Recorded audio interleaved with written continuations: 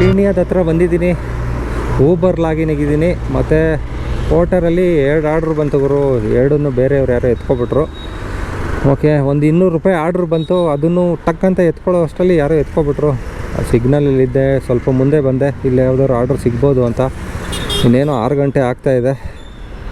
ನೋಡೋಣ ಆರ್ಡ್ರು ಬರುತ್ತಾ ಅಂತ. ಯಾವ್ದಾದ್ರು ಒಂದು ಲಾಂಗ್ ಆರ್ಡ್ರ್ ಸಿಕ್ಬಿಟ್ರೆ ಮನೆ ಕಡೆ, ಆ ಕಡೆ ಚಾಮರಾಜಪೇಟೆ ಮತ್ತು ಚಿಕ್ಕಪೇಟೆ, ಜಯನಗರ, JP ನಗರ ಆ ಕಡೆ ಎಲ್ಲ ಸಿಕ್ಬಿಟ್ರೆ ಎತ್ಕೊಂಡು ಹೋಗ್ಬಿಡ್ಬೋದು. ಓಕೆ, ರ್ಯಾಪಿಡೋದಲ್ಲೂ ಲಾಗಿನ್ ಆಗೋಣ ಅಂದರೆ ರ್ಯಾಪಿಡೋದಲ್ಲಿ ಬೆಲ್ಲ ಬೈಕ್ ಟ್ಯಾಕ್ಸಿ ಆರ್ಡ್ರುಗಳೇ ಜಾಸ್ತಿ, ಅಥವಾ ಫುಡ್ ಆರ್ಡ್ರುಗಳು ಜಾಸ್ತಿ ಬರುತ್ತೆ. ಇಲ್ಲಿ ಈ ಏರಿಯಾದಲ್ಲಿ ಪಾರ್ಸಲ್ ಆರ್ಡ್ರುಗಳು ಬರ್ತದೆ. ಸ್ವಲ್ಪ ಲಾಗಿನ್ ಆಗ್ಬೋಣ. ಓಕೆ, ಲಾಗಿನ್ ಆಗ್ತಾಯಿದೆ ಗುರು. ಇದು ಯಾಕೆ ಅವಾಗವಾಗ ಲಾಗೌಟ್ ಆಗೋಗ್ಬಿಡುತ್ತೆ. ಓಕೆ, ರ್ಯಾಪಿಡೋನು ಲಾಗಿನ್ ಆಗಿದೆ, ಊಬರು ಲಾಗಿನ್ ಆಗಿದೆ, ಮತ್ತು ಪೋರ್ಟರು ಲಾಗಿನ್ ಆಗಿದೆ. ಯಾವುದ್ರಲ್ಲಿ ಆರ್ಡ್ರ್ ಸಿಗುತ್ತೆ ನೋಡೋಣ ಗುರು. ಇವಾಗ ಬೈಕ್ ಡೈರೆಕ್ಟ್ ಆರ್ಡ್ರುಗಳು ಮಾತ್ರ ಬೇಜಾನ್ ಬರ್ತಾಯಿದೆ. ಫುಡ್ ಆರ್ಡ್ರೂ ಬರ್ತಾಯಿದೆ ರ್ಯಾಪಿಡೋದಲ್ಲಿ, ಆದರೆ ಪಾರ್ಸಲ್ ಆರ್ಡ್ರು ಒಂದು ಸ್ವಲ್ಪನೂ ಬರ್ತಾಯಿಲ್ಲ. ಗೊತ್ತಿಲ್ವಲ್ಲ ಯಾಕೆ ಹಿಂಗೆ ಆಗ್ತಾಯಿದೆ ಇವತ್ತು.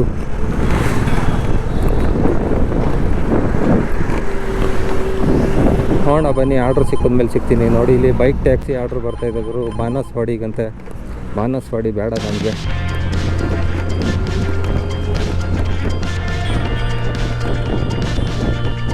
ಊಬರ್.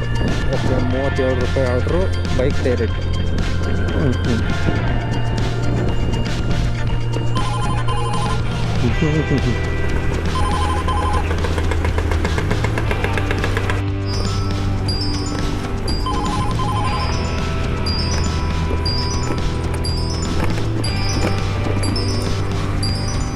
ಆರ್ಡ್ರು ಬರ್ತಾಯಿದೆ ಸುಧಾಮ ನಗರಕ್ಕೆ. 220 ರೂಪಾಯಿ ಆರ್ಡ್ರು. ಎತ್ಕೊಬಿಡೋಣ ಗುರು. ಇದು ಅಡ್ಡ ಬೇರೆ ಬರ್ತಾಯಿದೆ. ಓಕೆ, ಸಿಕ್ತು ಗುರು. ಇವಾಗ ಒಂದು ಆರ್ಡ್ರು ಮನೆಗೂ ಸಿಕ್ತು ಆರ್ಡರು. ಓಕೆ, ಇಲ್ಲಿಂದ ಎಷ್ಟು ಕಿಲೋಮೀಟ್ರ್ ಇದೆ ನೋಡೋಣ. ಪಿಕಪ್ ಲೊಕೇಶನ್ ಬಂದು ಇಲ್ಲಿಂದ 1.7 ಕಿಲೋಮೀಟರ್ಸ್ ಇದೆ. ಲೆಫ್ಟ್ ತಗೋಬೇಕು ಸಿಗ್ನಲಲ್ಲಿ, ಅದಕ್ಕೆ ಇಲ್ಲಿ ನಿಲ್ಲಿಸ್ದೆ. ಇಲ್ಲ ಅಂದಿದ್ರೆ ಮುಂದೆ ಹೋಗಿದರೆ ಯೂ ಟರ್ನ್ ಮಾಡ್ಕೊಬರ್ಬೇಕಾಯ್ತಿತ್ತು. ಓಕೆ, ಬನ್ನಿ ಹೋಗಿ ಪಿಕಪ್ ಮಾಡ್ಕೊಳ್ಳೋಣ ಬೇಗ. ರ್ಯಾಪಿಡೋದಲ್ಲಿ ಇವಾಗ ಆರ್ಡ್ರ್ ಬರ್ತಾಯಿದೆ ಗುರು. ಆಫ್ ಮಾಡ್ಕೊಬಿಡೋಣ ಫಸ್ಟು ರ್ಯಾಪಿಡೋನ, ಇಲ್ಲ ಬೈಕ್ ಟ್ಯಾಕ್ಸಿ ಆರ್ಡರ್ಗಳೇ. Okay, off duty. ವೈಬ್ರೇಟ್ ಆಗುತ್ತೆ ರ್ಯಾಪಿಡೋದಲ್ಲಿ. ಬ್ಯಾಟ್ರಿ ಬೇಗ ಖಾಲಿ ಆಗಿಬಿಡುತ್ತೆ. ಅಷ್ಟೊಂದು ವೈಬ್ರೇಟ್ ಆಗೋದ. ಒಂದು ಸಲ ವೈಬ್ರೇಟ್ ಆದರೆ ಸಾಕಪ್ಪ. ರಿನ್ ಆಗೋದ್ರ ಜೊತೆಗೆ ವೈಬ್ರೇಟು ಕೂಡ ಆಗುತ್ತೆ. ಬ್ಯಾಟ್ರಿ ಬೇಗ ಖಾಲಿ ಆಗೋಗುತ್ತೆ. ಇವಾಗ 221 ರೂಪಾಯಿ ಆರ್ಡ್ರ್ ಬಂದಿದೆ ಪೋರ್ಟರಲ್ಲಿ. ಇದರಲ್ಲಿ ಇನ್ಕ್ಲೂಡೆಡ್ GST ಅಂತ ಹೇಳಿದ್ದಾರೆ. ಟೋಟಲಾಗಿ ನನಗೆ ನೆಟ್ ಇನ್ಕಮ್ ಎಷ್ಟು ಸಿಗುತ್ತೆ ನೋಡೋಣ. ಅಂದರೆ ಇದು ಪೆಟ್ರೋಲ್ ಗಾಡಿ ಅಂತಲೇ ನಾನು ಹೇಳ್ತೀನಿ. ಪೆಟ್ರೋಲ್ ಗಾಡಿ ಲೆಕ್ಕದಲ್ಲಿ ಹೇಳ್ತೀನಿ. ಇವಾಗ ಎಷ್ಟು ಕಿಲೋಮೀಟ್ರಿಗೆ ಎಷ್ಟು ಪೆಟ್ರೋಲ್ ಖರ್ಚಾಗುತ್ತೆ ಅನ್ನೋ ಲೆಕ್ಕದಲ್ಲಿ ಹೇಳ್ತೀನಿ. ಇದು ಎಲೆಕ್ಟ್ರಿಕ್ ಗಾಡಿ. ಎಲೆಕ್ಟ್ರಿಕಲ್ಲಿ ಅಷ್ಟೊಂದು ಲಾಸ್ ಆಗೋಲ್ಲ. ಆದರೆ ಪೆಟ್ರೋಲ್ ಗಾಡಿ ಓಡಿಸೋರು ಇದ್ದಿರಲ್ವ ತುಂಬ ಜನ, ಅವ್ರಿಗೆ ಗೊತ್ತಾಗ್ಬಿಡುತ್ತೆ ಪೆಟ್ರೋಲ್ ಗಾಡೀಲಿ ಎಷ್ಟು ಎಕ್ಸ್ಪೆನ್ಸ್ ಆಗುತ್ತೆ ಕಿಲೋಮೀಟ್ರಿಗೆ ಅಂತ ಗೊತ್ತಾಗ್ಬಿಡುತ್ತೆ. ಆ ಲೆಕ್ಕದಲ್ಲಿ ಹೇಳ್ತೀನಿ ನಾನು, ಒಂದು ಆಕ್ಟಿವಾ ಗಾಡಿ ಲೆಕ್ಕದಲ್ಲಿ. ಓಕೆನಾ. ಇವಾಗ ಇದು 1.7 ಕಿಲೋಮೀಟ್ರಿಗೆ ಪೆಟ್ರೋಲು ಅಮ್ಮಮ್ಮ ಅಂದರೆ 1 ಕಿಲೋಮೀಟ್ರಿಗೆ 2.5 ರೂಪಾಯಿ ಕಟ್ಟಾಗುತ್ತೆ. ಪಿಕಪ್ಗೆ ಎಷ್ಟು ಕಟ್ಟಾಗುತ್ತೆ ಅಂತಲೂ ಲೆಕ್ಕ ಹಾಕೊಳ್ಳಿ ನೀವು. ಒಂದು ಪಿಕಪ್ಗೆ 2 ಕಿಲೋಮೀಟ್ರ್ ಅಂತಲೂ ಅಂದರೂ 5 ರೂಪಾಯಿ ಪಿಕಪ್ಗೆ ಕಟ್ಟಾಗುತ್ತೆ ಪೆಟ್ರೋಲ್ ಲೆಕ್ಕ. ಓಕೆನಾ. ಡ್ರಾಪ್ ಮಾಡಿದ್ದು ಲೆಕ್ಕ ಅದನ್ನು ನೋಡೋಣ ಎಷ್ಟು ಕಿಲೋಮೀಟ್ರ್ ಇದೆ ಡ್ರಾಪ್ಗೆ ಇಲ್ಲಿಂದ ಸುಧಾಮ ನಗರಕ್ಕೆ. ನೋಡೋಣ ಬನ್ನಿ.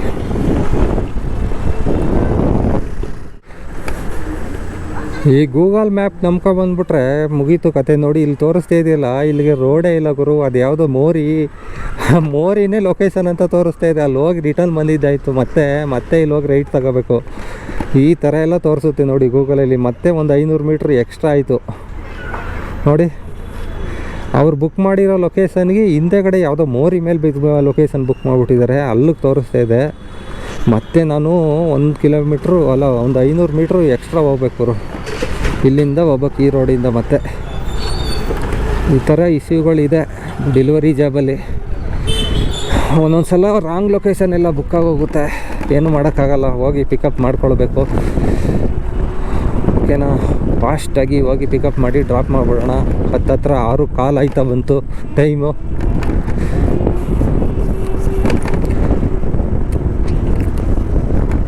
ಈ ರೋಡಾದರೂ ಕರೆಕ್ಟಾಗಿದೆಯಾ ಗುರು? ರೋಡು ಓಕೆ, ರೋಡು ಕಿತ್ತಾಗಿರೋ ರೋಡು ಆದರೂ ಪರವಾಗಿಲ್ಲ, ಹೋಗೋಣ ಬನ್ನಿ.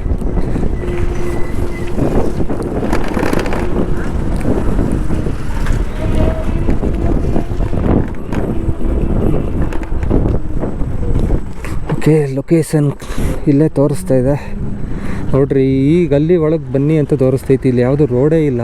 ಈ ಕಡೆಯಿಂದ ಬನ್ನಿ ಅಂತ ತೋರಿಸ್ತಾಯಿತ್ತು. ಲೊಕೇಶನ್ ಬಂದು ಇಲ್ಲಿ ಇರೋದು. ಓಕೆ, ಇದೆ ಅನಿಸುತ್ತೆ. ವಿದ್ಯಾಕಿರಣ ಪದವಿ ಪೂರ್ವ ಕಾಲೇಜ್ ಇದೆ ಲೊಕೇಶನ್ನು. RBL transport.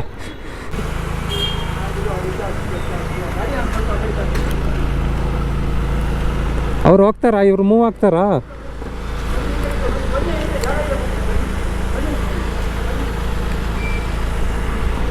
ಇಲ್ಲೇ ನಿಲ್ಲಿಸ್ಬಿಡೋಣ ಗುರು.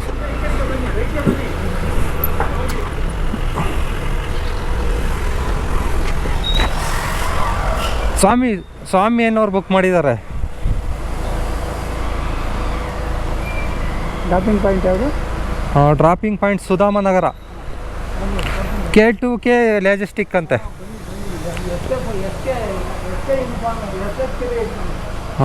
Transport SF creation. ಹೌದು, ಲಾಜಿಸ್ಟಿಕ್ ಅಂತಲೂ ಹಾಕವ್ರೆ. ಹೌದಾ? Okay okay okay. SF creation ಅವರು ಕೊಡಬೇಕಿದ. ಸರಿ ಸರಿ, ಹೇಳಿದಾರಾ? ಪಿಕಪ್ ಮಾಡ್ಕೊಳ್ಳಾ? ಓ, ಇದೇನಾ? ಓಕೆ. ಗಾಡಿ ನಿಲ್ಸಿದ್ದೀನಿ. ದೊಡ್ಡ ಬಾಕ್ಸ್ ಅಂದ್ಕೊಂಡೆ ನಾನು. Okay sir. ಕವರ್ ಏನು ಮಾಡ್ತೀರಾ ನೀವು? ಗೊತ್ತಾಗಲ್ಲ ಬಿಡಿ ಅವ್ರಿಗೆ. ಹೌದು, ಡ್ಯಾಮೇಜ್ ಆದರೆ ನಮಗೆ ಬೈತಾರೆ ಆಮೇಲೆ. ಹೌದು. ಓಕೆ, ನೀಟಾಗಿ ಕವರ್ ಪ್ಯಾಕ್ ಮಾಡಿಕೊಡಿ ಅಂದರೆ ನೋಡಿ, ಓನರ್ ಅಂದರೆ ಹಿಂಗಿರ್ಬೇಕು, ಶಿಸ್ತಲ್ಲಿ ಕೊಡಬೇಕು ಅಂತ. ಒಂದೇನೋ ಲಪ್ಕೊ ಒಂದು ಕವರ್ಗೆ ಹಾಕ್ಕೊಡ್ಬೇಕು. ಓಕೆ, ಕಿಲೋಮೀಟ್ರು ಎಷ್ಟಿದೆ ಅಂತ ಹೇಳ್ತೀನಿ ನೋಡಿ. ಇಲ್ಲಿಂದ ವಿಡಿಯೋ ಸ್ವಲ್ಪ ಲೆಂತ್ ಇದೆ, ಪರವಾಗಿಲ್ಲ, ಇನ್ಫಾರ್ಮೇಷನ್ ಸಿಗ್ತಾಯಿದೆ ಅಂತ ಅಂದ್ಕೊಳ್ತೀನಿ ನಿಮಗೆ. ಯಾರು ಹೊಸ್ದಾಗಿ ಡೆಲಿವರಿ ಬಾಯ್ಸ್ ಕೆಲ್ಸಕ್ಕೆ ಬರಬೇಕು ಅಂದವರು, ಪೋರ್ಟರಲ್ಲಿ ಮಾಡಬೇಕು ಅಂದವರು ನೋಡಿ, 14 ಕಿಲೋಮೀಟ್ರು. ಇವಾಗ ಒಂದು ಸ್ವಲ್ಪ ಈವ್ನಿಂಗ್ ಟೈಮ್ ಅಲ್ವಾ, 14 ಕಿಲೋಮೀಟ್ರಿಗೆ 221 ರೂಪಾಯಿ ಕೊಟ್ಟಿದ್ದಾರೆ.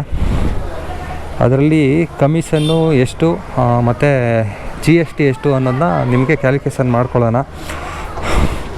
ಅಲ್ಲಿ ಹೋದ್ಮೇಲೆ ಗೊತ್ತಾಗುತ್ತೆ. ಡ್ರಾಪ್ ಲೊಕೇಶನಲ್ಲಿ 14 ಕಿಲೋಮೀಟ್ರ್ ಹೋಗ್ಬೇಕು ಇವಾಗ ಡ್ರಾಪ್ ಲೊಕೇಶನ್ನು. ಅಲ್ಲಿ ಹೋದ್ಮೇಲೆ ತೋರಿಸ್ತೀನಿ ನಿಮಗೆ ಎಷ್ಟಾಗಿದೆ ಕಿಲೋಮೀಟ್ರಿಗೆ, ನೆಟ್ ಇನ್ಕಮ್ ಎಷ್ಟು ಸಿಕ್ಕಿದೆ ಕಿಲೋಮೀಟ್ರಿಗೆ, ಮತ್ತು ಪೆಟ್ರೋಲ್ ಎಷ್ಟು ಹೋಯಿತು. ಪೆಟ್ರೋಲು ಇದಕ್ಕೆ 2.5 ರೂಪಾಯಿ ಅಂತಾನೆ ಹಾಕ್ಕೊಳ್ಳಿ ಕಿಲೋಮೀಟ್ರಿಗೆ. ನಾನು ಆಕ್ಟಿವಾ ಗಾಡಿಗೆ ಲೆಕ್ಕ ಹಾಕ್ತಿರೋದು, ಆಮೇಲೆ ಸ್ಪೆಂಡರ್ಗೆಲ್ಲ ಲೆಕ್ಕ ಹಾಕ್ಬಿಟ್ಟಿರ. 35 ರೂಪಾಯಿ ಪೆಟ್ರೋಲ್ ಗುರು. Okay sir, thank you. 35 ರೂಪಾಯಿ ಡ್ರಾಪ್ಗೆ ಪ್ಲಸ್ 5 ರೂಪಾಯಿ ಪಿಕಪ್ಗೆ 40 ರೂಪಾಯಿ ಪೆಟ್ರೋಲ್ ಬೇಕು ಇದಕ್ಕೆ. ಪೆಟ್ರೋಲ್ ಗಾಡೀಲಿ, ಎಲೆಕ್ಟ್ರಿಕ್ ಗಾಡೀಲಿ ಒಂದು 3 ರೂಪಾಯಿ 4 ರೂಪಾಯಿ ಸಾಕಷ್ಟೇ. ಓಕೆ, 40 ರೂಪಾಯಿ ಪೆಟ್ರೋಲ್ಗೆ ಹೋಗುತ್ತೆ ಇದರಲ್ಲಿ. ಓಕೆ, ಬನ್ನಿ ಡ್ರಾಪ್ ಲೊಕೇಶನಲ್ಲಿ ಸಿಗ್ತೀನಿ ನಿಮಗೆ. ಚಿಕ್ಕ ಪಾರ್ಸಲ್ಲು ಏನಿಲ್ಲ, ಡಿಕ್ಕಿಗೆ ಹಾಕೋಬಿಡೋಣ. ಮತ್ತು ಇದ್ರ ಮೇಲೆ ಡೆಲಿವರಿ ಕೊಡಬೇಕು. ನಮ್ಮದು ಆಫೀಸ್ದಿದು ಕೆನರಾ ಬ್ಯಾಂಕ್ದು ಒಂದು 5,000 ಪೀಸ್ ಆರ್ಡ್ರ್ ಬಂದಿದೆ. ಇದನ್ನು ಇವಾಗ ಡ್ರಾಪ್ ಮಾಡಬೇಕು ಅಲ್ಲಿ ಕೆನರಾ ಬ್ಯಾಂಕ್ ಹತ್ರ. ಎಲ್ಲಿ ಅಂದರೆ ಜಯನಗರದ ಹತ್ರ ಅಪ್ರೂವಲ್ ಮಾಡಿಸ್ಬೇಕದು. ಅದಕ್ಕೆ ಆ ಕಡೆ ಹೋಗ್ತಾ ಇದ್ದೀನಿ. ಸುಧಾಮನಗರ ಅಂದವೇ ಅಲ್ವಾ, ಎರಡೂ ಒಟ್ಟಿಗೆ ಕೆಲಸ ಆಗುತ್ತೆ ಅಂತ. ಬನ್ನಿ ಹೊರಡೋಣ ಲೊಕೇಶನ್ಗೆ. ಊಬರಲ್ಲಂತೂ ಬರೀ ಬೈಕ್ ಡೈರೆಕ್ಟ್ ಆರ್ಡ್ರುಗಳೇ ಬರ್ತಾಯಿದೆ.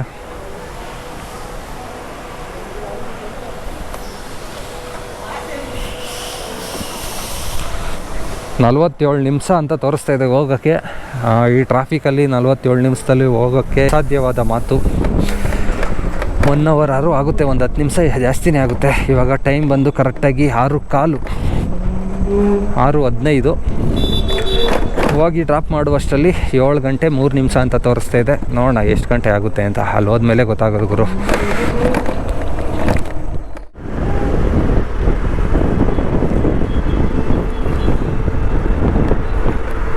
ನಮ್ಮ ಡೆಲಿವರಿ ಬಾಯ್ಸ್ಗೆ ಒಂದು ಮಾಹಿತಿ ತಿಳಿಸ್ಬೇಕಾಯ್ತು.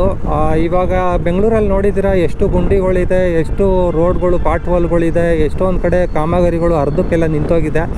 ನಿಮ್ಮ ಏರಿಯಾದಲ್ಲಿ ಮತ್ತು ನೀವು ಓಡಾಡೋ ರೋಡ್ಗಳಲ್ಲಿ ಯಾವುದಾದ್ರೂ ಕುಂದುಕೊರತೆ ಪಾಟ್ ವಾಲ್ಗಳು ಆ ಥರ ಏನಾದ್ರು ಇದ್ದರೆ ನಾನು ಒಂದು ನಂಬರ್ ಹಾಕಿರ್ತೀನಿ, ಡಿಸ್ಪ್ಲೇ ಮೇಲೆ ಕಾಣಿಸ್ತಾ ಇರ್ಬೋದು, 1902. ಇದು ಬಂದು ಸಹಾಯವಾಣಿ ಬಂದು ಇದಕ್ಕೆ ಕಂಪ್ಲೇಂಟ್ ಮಾಡ್ಬೋದು ನೀವು. ನಾನು ಆಲ್ರೆಡಿ ಕಂಪ್ಲೇಂಟ್ ಮಾಡಿದ್ದೀನಿ.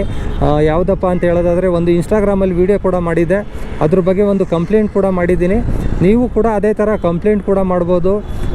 ಯಾವುದಾದ್ರೂ ರೋಡು ಪಾಟ್ ವಾಲ್ಗಳು ಎಷ್ಟೇ ದಿನ ಆದರೂ ರೆಡಿ ಮಾಡದೇ ಇರೋಂಥ ರೋಡ್ಗಳಿದ್ದರೆ ಅದನ್ನು ನೀವು ಸಾರ್ವಜನಿಕ ಕುಂದುಕೊರತೆ ಬಗ್ಗೆ ಒಂದು ವಿಚಾರಣೆ ಮಾಡುವಂಥ ಸಹಾಯವಾಣಿ ಅದು ಗೌರ್ಮೆಂಟಿಂದ. ಯಾರೂ ಕೂಡ ಪ್ರಮೋಟ್ ಮಾಡಿಲ್ಲ ಅದನ್ನು ಗೌರ್ಮೆಂಟ್ ಅವರು ಒಂದು ಸ್ವಲ್ಪ ಮುಚ್ಚಿಕ್ಬಿಟ್ಟಿದ್ದಾರೆ ಆ ನಂಬರ್ನ. ಸಾರ್ವಜನಿಕವಾಗಿ ಒಂದು ಪ್ರಮೋಟ್ಗಳು ಮಾಡಬೇಕು. ಯಾಕಂದರೆ ಗೊತ್ತಲ್ವಾ, ನಾವೇನಾದರೂ ಆ ನಂಬರ್ ಕೊಟ್ಬಿಟ್ರೆ ಫೋನ್ ಮಾಡಿ ಎಲ್ಲರೂ ಕಂಪ್ಲೇಂಟ್ ಮಾಡಿಬಿಡ್ತಾರೆ ಅಂತ ಯಾವುದನ್ನು ಕೂಡ ಪ್ರಮೋಟ್ ಮಾಡಿಲ್ಲ.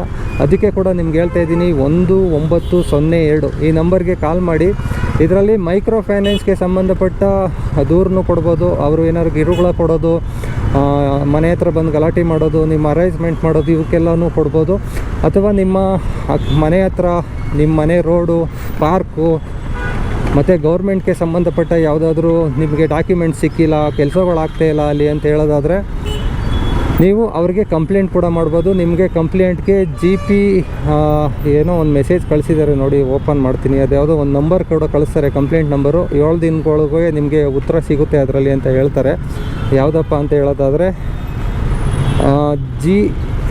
PGRS ಅಂತ ಒಂದು ನಂಬರು ಕೂಡ ಕೊಡ್ತಾರೆ. ಆ ನಂಬರಲ್ಲಿ ನೀವು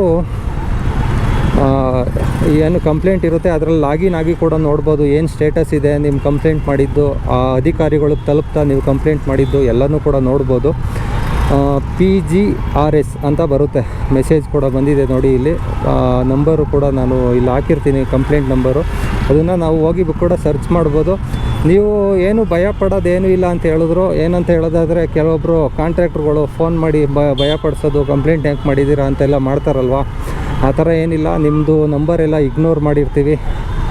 ನಿಮ್ಮ ಫೋನ್ ನಂಬರ್ ಆಗಲಿ ನಿಮ್ಮ ಡೀಟೇಲ್ಸ್ ಎಲ್ಲ ಅವ್ರಿಗೆ ಸಿಗೋಲ್ಲ. ಕಂಪ್ಲೇಂಟ್ ಬಂದಿರೋದು ಮಾತ್ರ ಅವ್ರಿಗೆ ಹೇಳ್ತೀವಿ ಅಂತಲೂ ಕೂಡ ಹೇಳಿದ್ದಾರೆ. ನೀವೂ ಕೂಡ ಪ್ರಶ್ನೆ ಮಾಡಿ, ನಿಮ್ಮ ಸಮಸ್ಯೆಗಳೇನಿದೆ ನಿಮ್ಮ ಗ್ರಾಮದಲ್ಲಾಗಲಿ ನಿಮ್ಮ ಮನೆ ಹತ್ರ ಆಗಲಿ ಎಲ್ಲಾದರೂ ಇದ್ದರೆ ಕ್ಲಿಯರ್ ಆಗಿಲ್ಲ ಅಂದರೆ ಕಂಪ್ಲೇಂಟ್ ಮಾಡಿ. ಅದಕ್ಕೆ 1902 ಆ ನಂಬರ್ಗೆ ಕಾಲ್ ಮಾಡಿ. ಓಕೆನಾ? ಈ ವಿಡಿಯೋ ಕೂಡ ಹಾಕ್ತೀನಿ ನೋಡಿ, ಅದನ್ನು ನಾನು ಯಾವ ವಿಡಿಯೋ ಮಾಡಿದ್ದೀನಿ ಅಂತ. ಯಾವುದಪ್ಪ ಅಂತ ಹೇಳಿದ್ರೆ ಕಂಠೀರವ ಸ್ಟುಡಿಯೋ ರೋಡಲ್ಲಿ ಇದೆಯಲ್ಲ ಅದೊಂದು ರೋಡು. ನಮ್ಮ ಬೆಂಗಳೂರು, ಗ್ರೇಟರ್ ಬೆಂಗಳೂರು, ಬ್ರ್ಯಾಂಡ್ ಬೆಂಗಳೂರು ಆಗಬೇಕು ಅಂದರೆ ನಾನು ಒಬ್ಬನೇ ಪ್ರಶ್ನೆ ಮಾಡೋದ್ರಾಗಲ್ಲ, ನೀವೂ ಕೂಡ ಪ್ರಶ್ನೆ ಮಾಡಬೇಕು. ಯಾಕಪ್ಪ ಹಿಂಗೆ ಹೇಳ್ತಾ ಇದ್ದೀನಿ ಅಂತ ಹೇಳಿದ್ರೆ, ಮೊನ್ನೆ ಕೂಡ ಒಂದು ವಿಡಿಯೋ ಕೂಡ ಮಾಡಾಕಿದೆ. ಕಂಠೀರವ ಸ್ಟುಡಿಯೋ ಮೇನ್ ರೋಡಲ್ಲಿ ಇರೋ ಒಂದು ರೋಡು ತುಂಬ ವರ್ಷಗಳಿಂದ ಕನ್ಸ್ಟ್ರಕ್ಷನೇ ಆಗಿಲ್ಲ, ಅರ್ಧಂಬರ್ಧ ಆಗಿದೆ ಅಂತ ಅಂಡರ್ ಪಾಸು. ಅದನ್ನು ವಿಡಿಯೋ ಕೂಡ ಇಲ್ಲಿ ಹಾಕ್ತಾ ಇದ್ದೀನಿ, ನೋಡ್ತಾ ಇದ್ದೀರಾ. ಅದ್ರ ಬಗ್ಗೆ ನಾನು ಕೂಡ ಇವಾಗ ಕಂಪ್ಲೇಂಟ್ ಕೂಡ ಮಾಡಿದ್ದೀನಿ. ಯಾವುದ್ರಲ್ಲಪ್ಪ ಅಂತ ಹೇಳೋದಾದರೆ 1902 ಅಂತ ಒಂದು ನಂಬರು. ಇದರಲ್ಲಿ ಸಾರ್ವಜನಿಕ ಕುಂದುಕೊರತೆ ನಿವಾರಣಾ ಸಂಖ್ಯೆ ಅಂತ ಇದು. ಇದರಲ್ಲಿ ಕೂಡ ಕಂಪ್ಲೇಂಟ್ ಕೂಡ ನೀವು ಕೂಡ ಮಾಡ್ಬೋದು. ನಿಮ್ಮ ಏರಿಯಾದಲ್ಲಿ ಪಾಟ್ ವಾಲ್ಗಳು ಇರೋದು, ರೋಡ್ಗಳು ಹಾಳಾಗಿರೋದು ಮತ್ತು ಬೇರೆ ಬೇರೆ ಸಮಸ್ಯೆಗಳು ಏನಿರುತ್ತೆ ಅದ್ರ ಬಗ್ಗೆ ಎಲ್ಲ ಕಂಪ್ಲೇಂಟ್ಗಳು ಮಾಡ್ಬೋದು ನೀವು. ಅಲ್ಲಿ ಅಧಿಕಾರಿಗಳು ಸಾಲ್ವ್ ಮಾಡಿಲ್ಲ ಅಂತ ಹೇಳೋದಾದರೆ ನೋಡಿ, ಇಲ್ಲಿ PGRS ಅಂತ ಒಂದು ನಂಬರ್ ಕೂಡ ಕೊಟ್ಟಿದ್ದಾರೆ ನನಗೆ. ಅದು 7 ದಿನದೊಳಗೆ ರೀಸಾಲ್ವ್ ಆಗುತ್ತೆ ಅಂತಲೂ ಕೂಡ ಹೇಳಿದ್ದಾರೆ. ನೀವು ಇದರಲ್ಲಿ ನಿಮ್ಮ ಹೆಸರನ್ನು ಬಹಿರಂಗವಾಗಿ ಕೊಟ್ಟು ಕೂಡ ಕಂಪ್ಲೇಂಟ್ ಮಾಡ್ಬೋದು, ಇಲ್ಲ ನಿಮ್ಮ ಅನಾಮಧೇಯ ಅಂತಲೂ ಕೂಡ ನೀವು ಕಂಪ್ಲೇಂಟ್ ಕೂಡ ಮಾಡ್ಬೋದು. ಅತಿ ಹೆಚ್ಚು ಜನ ಕಂಪ್ಲೇಂಟ್ ಮಾಡ್ತಾ ಹೋಗಿ, ಈ ರೋಡ್ಗಳು ಎಲ್ಲಿ ಕೆಟ್ಟ ವ್ಯವಸ್ಥೆ ಇದೆ ಅಲ್ಲೆಲ್ಲನೂ ಕೂಡ ನೀವು ಕಂಪ್ಲೇಂಟ್ ಮಾಡ್ತಾ ಹೋಗಿ. ಈ ನಂಬರ್, ಈ ಮಾಹಿತಿ ಗೊತ್ತಿಲ್ಲ ಅಂದರೆ ಅವ್ರಿಗೆಲ್ಲರಿಗೂ ಕೂಡ ಶೇರ್ ಮಾಡಿ. ತುಂಬ ವರ್ಷ ರೆಡಿ ಮಾಡೇ ಇಲ್ಲ. ಇಲ್ಲಿಂದ ಮುಂದೆ ಹೋಗಿ ರೈಟ್ ತೊಗೊಂಡ್ರೆ ಆ ರೋಡ್ ಬರೋದು ಗೊರಗುಂಟೆಪಾಳ್ಯ ಹತ್ರ. ಇಲ್ಲಿ ನೋಡಿ ಎಷ್ಟು ಸಿಗ್ನಲ್ಲು ಟ್ರಾಫಿಕ್ ಇದೆ ಅಂತ ಹೇಳೋದಾದರೆ ಇದನ್ನು ಕೂಡ ಕಂಪ್ಲೇಂಟ್ ಮಾಡ್ಬೋದು ನಾವು. ಇಲ್ಲಿ ಸರಿಯಾಗಿ ಟ್ರಾಫಿಕ್ ಮೇಂಟೈನ್ ಮಾಡ್ತಾಯಿಲ್ಲ, ಮ್ಯಾನೇಜ್ ಮಾಡ್ತಾಯಿಲ್ಲ ಅಂತಲೂ ಕೂಡ ಮಾಡ್ಬೋದು. ನೋಡಿ ಇಲ್ಲಿ ಇಲ್ಲ ಅಂದರೂ ಒಂದು 5 ರಿಂದ 6 ನಿಮಿಷ ನಿಂತ್ಕೋಬೇಕು ಟ್ರಾಫಿಕ್ ಸಿಗ್ನಲಲ್ಲಿ ಬಿಡೋವರೆಗೂ. ಏನಕ್ಕೆ ಈ ಸಮಸ್ಯೆ ಆಗ್ತಿದೆ ಅಂತ ನಾವು ಒಂದು ಕಂಪ್ಲೇಂಟ್ ಮಾಡಿದ್ರೆ ಅವರು ಕ್ಲಿಯರ್ ಪಿಕ್ಚರು ರಿಪೋರ್ಟ್ನ ನಮಗೆ ಕೊಟ್ಬಿಡ್ತಾರೆ. ಏನಕ್ಕೆ ಸಮಸ್ಯೆ ಆಗ್ತಿದೆ, ಏನಕ್ಕೆ ಆಗ್ತಾಯಿಲ್ಲ ಕಾಮಗಾರಿ ಅಂತ ಎಲ್ಲನೂ ಹೇಳ್ತಾರೆ. ಇದನ್ನು ಸಾಲ್ವ್ ಮಾಡೋಕ್ಕೂ ಪ್ರಯತ್ನ ಮಾಡ್ತಾರೆ ಅಂತ ಅಂದ್ಕೊಂಡಿದ್ದೀನಿ. ನೋಡೋಣ. ಓಕೆ, ಬನ್ನಿ ಇವಾಗ ಡ್ರಾಪ್ ಲೊಕೇಶನ್ಗೆ ಹೋದ್ಮೇಲೆ ಸಿಗ್ತೀನಿ ನಿಮಗೆ. ಡ್ರಾಪ್ ಲೊಕೇಶನ್ ಬಂದಿದ್ದೀನಿ. 7 ಕಾಲ ಆಯಿತು ಕರೆಕ್ಟಾಗಿ.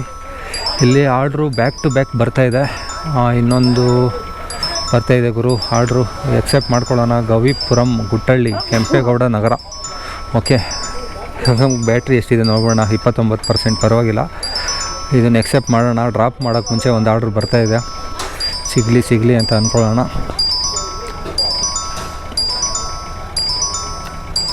ಓಕೆ, ಸಿಕ್ಕಿದೆ ಈ ಆರ್ಡ್ರು. ಓಕೆ, ಈ ಆರ್ಡ್ರು 118 ರೂಪಾಯಿ. ನೆಕ್ಸ್ಟ್ ಆರ್ಡರು 1/4 ಗಂಟೆ ಲೇಟ್ ಆಯಿತು ಬರುವಷ್ಟರಲ್ಲಿ ಟ್ರಾಫಿಕಲ್ಲಿ. ಇವ್ರು ಬಂದ ತಕ್ಷಣ ಏನು ಮಾಡ್ಬಿಡೋಣ, ಕಸ್ಟಮರ್ ಇಲ್ಲೇ ವೆಯ್ಟ್ ಮಾಡಿ ಅಂತ ಹೇಳಿದ್ರು.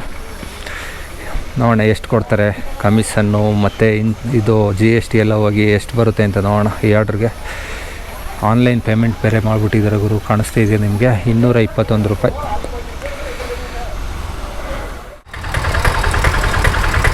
Okay, first order drop ಮಾಡಾಯಿತು.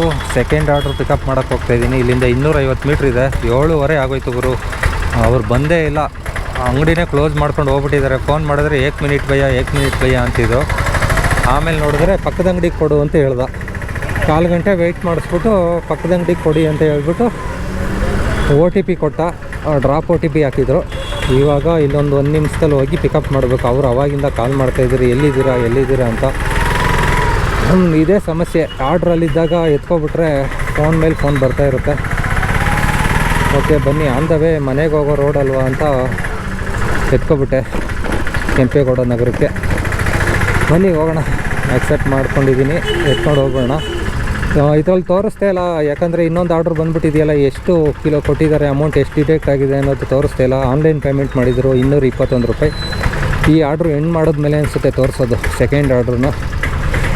Okay, ಅಲ್ಲಿ ಹೋದ್ಮೇಲೆ ನೋಡೋಣ. ಇಲ್ಲಂದರೆ ಟ್ರಾಫಿಕ್ಕು. ಹೋಗೋಣ ಬನ್ನಿ, ಪಿಕಪ್ ಮಾಡ್ಕೊಳ್ಳೋಣ ಈ ಆರ್ಡ್ರನ್ನ. 2 ಒಟ್ಟಿಗೆ ಇವತ್ತು ಪಾರ್ಟ್ ಟೈಮ್ ಅರ್ನಿಂಗ್ಸ್ ಎಷ್ಟು ಕ್ವಾರ್ಟರ್ಲಿ ಅನ್ನೋದನ್ನ ತೋರಿಸ್ಬಿಡ್ತೀನಿ ಕಂಪ್ಲೀಟಾಗಿ.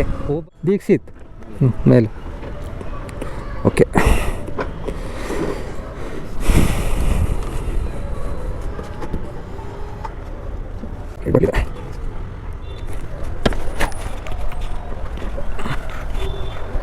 ಮೇಡಮ್ ದೀಕ್ಷಿತ್, ಸುಮಿತ್ರಾ ಮೇಡಮ್ ಕೂಡ ಕೇಳಿದ್ರಿ ಇದು.